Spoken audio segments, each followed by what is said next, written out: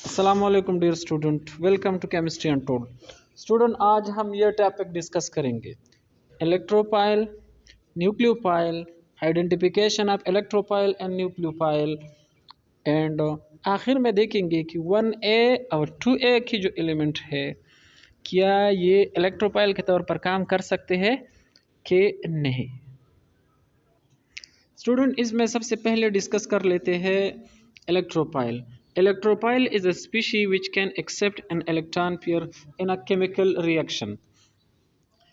और ये भी याद रखना होगा कि इलेक्ट्रोपाइल को हम इलेक्ट्रॉन डिफिशन कंपाउंड भी कह सकते हैं। Electrophile can also work as a Lewis acid. अब शुरू कर लेते हैं इलेक्ट्रोपाइल की आइडेंटिफिकेशन। तो किसी स्पीशी का इलेक्ट्रोपाइल बनने के लिए उस पर पॉजिटिव चार्ज का होना लाजिम है, ठीक है। फिर न्यूट्रल मॉलिक्यूल भी हो सकता है किसी स्पीसी को इलेक्ट्रोपाइल बनने के लिए।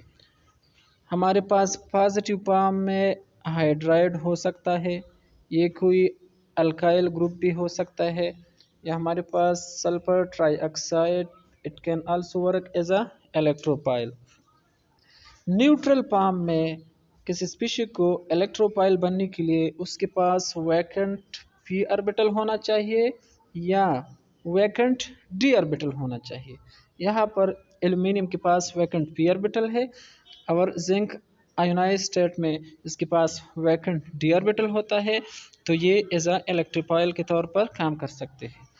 1A और 2A की जो एलिमेंट है ये इलेक्ट्रोपाइल के तौर पर काम नहीं कर सकती, क्योंकि 1A और 2A के एलिमेंट आयनिक फॉर्म में ये आयनिक बॉन्ड बनाते हैं, लेकिन इलेक्ट्रोपाइल कोवेलेंट बॉन्ड बनाता है।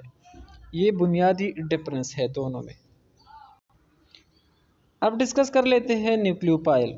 अ species which can donate an electron pair in a chemical reaction is called nucleophile. Nucleophile की जो पहला क्राइटेरिया है वो है नेगेटिव चार्ज का होना। ये हमारे पास है हाइड्रोक्सिलाइन, तो इसको हम न्यूक्लियोपाइल कह सकते हैं क्योंकि ऑक्सीजन के पास इलेक्ट्रॉन देने की कैपेबिलिटी है। Hydrogen in the form of hydride can also work as a nucleophile. यह हाइड्रोजन वाहिद एलिमेंट है जो एट द सेम टाइम ये इलेक्ट्रोपाइल और न्यूक्लियोपाइल के तौर पर काम कर सकता है।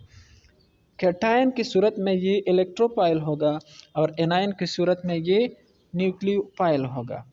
डबल बॉन्ड भी हमारे पास एज अ न्यूक्लियोपाइल के तौर पर काम कर सकता है। इस तरह है अल्कीन, तो अल्कीन में ये डबल बॉन्ड इलेक्ट्रॉन रिच है, तो ये एज अ न्यूक्लियोपाइल के तौर पर यूज़ हो सकता है। ऑर्गेनोमेटेलिक कंपाउंड भी एज अ न्यूक्लियोपाइल यूज़ हो सकते हैं, जैसे हमारे पास RMgX है। तो स्टूडेंट कंक्लूड कर लेते हैं न्यूक्लियोपाइल।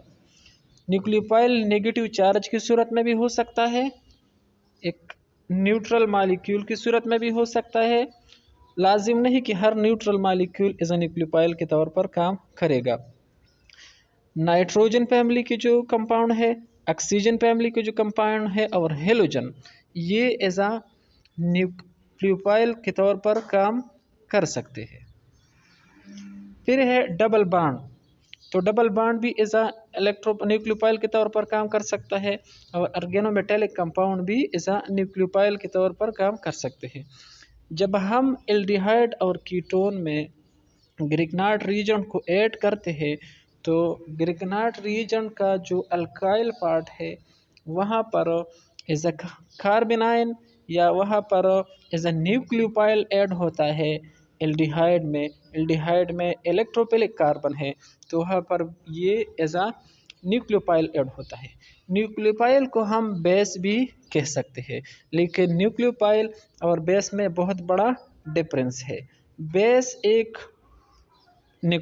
काइनेटिक प्रॉपर्टी है, वाइल बेस एक थर्मोडाइनामिक प्रॉपर्टी है और न्यूक्लियोपाइल एक काइनेटिक प्रॉपर्टी है।